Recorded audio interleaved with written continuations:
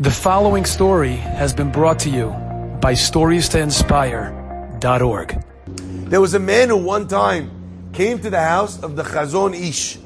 But when did he come to the rabbi's house? He didn't come on a random Tuesday or Wednesday. He waited until Motza'eh Yom Kippur. Everyone's at home. They're breaking their fast. He figures, you know what? There probably won't be anyone in the rabbi's house. The rabbi will probably be tired. He's not going to be sitting and learning.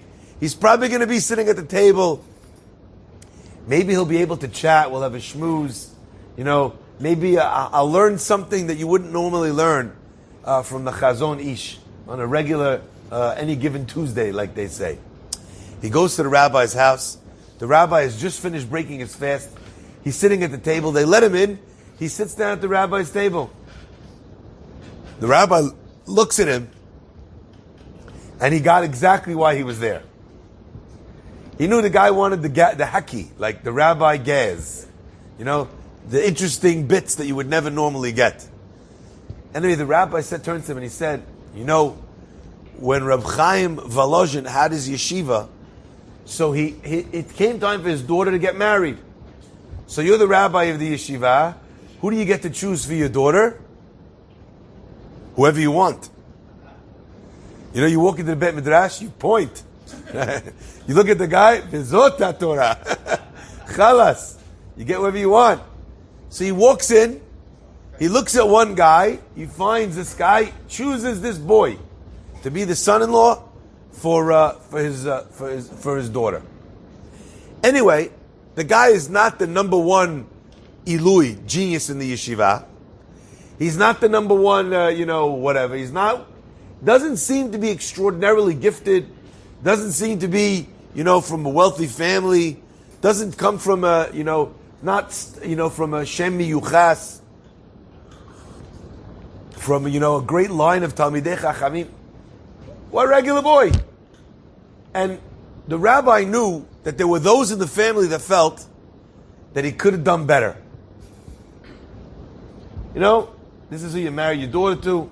Could have done better. The guy's not such a great guy. He's not this. He's not that. At the end of the day, everything is from God. End of the day, every shidduch is from God.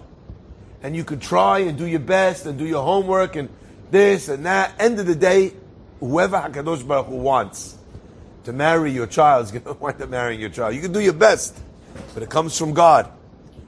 The Chazon Idi, Reb Chaim waits until Yom Kippur is over.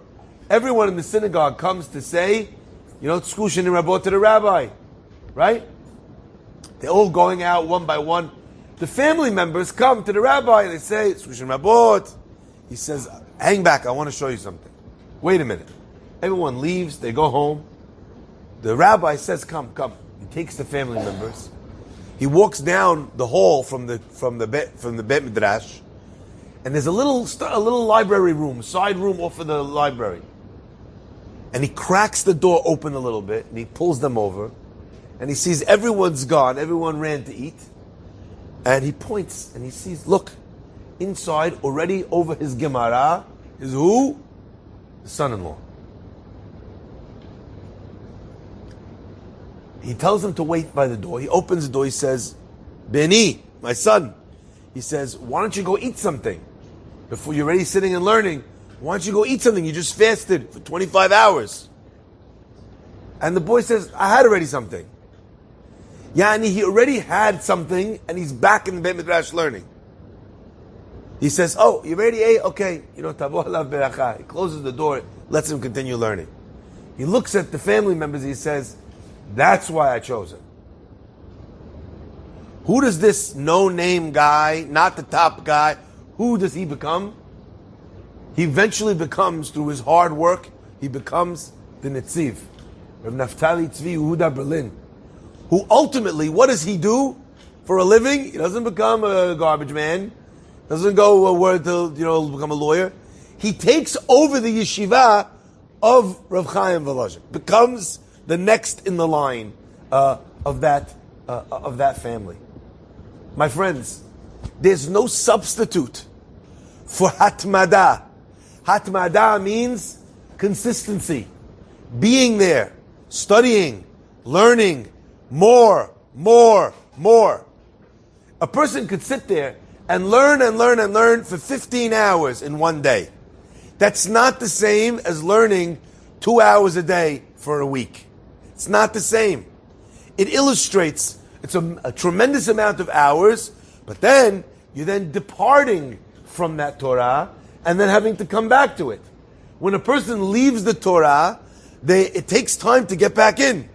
Im ta'azveni yom, if you leave me for a day, God says, yomayim azveka, I will leave you for 2. So there's a period of time that when you leave Torah study, you disconnect from its values. Enjoyed this story? Come again. Bring a friend. StoriesToInspire.org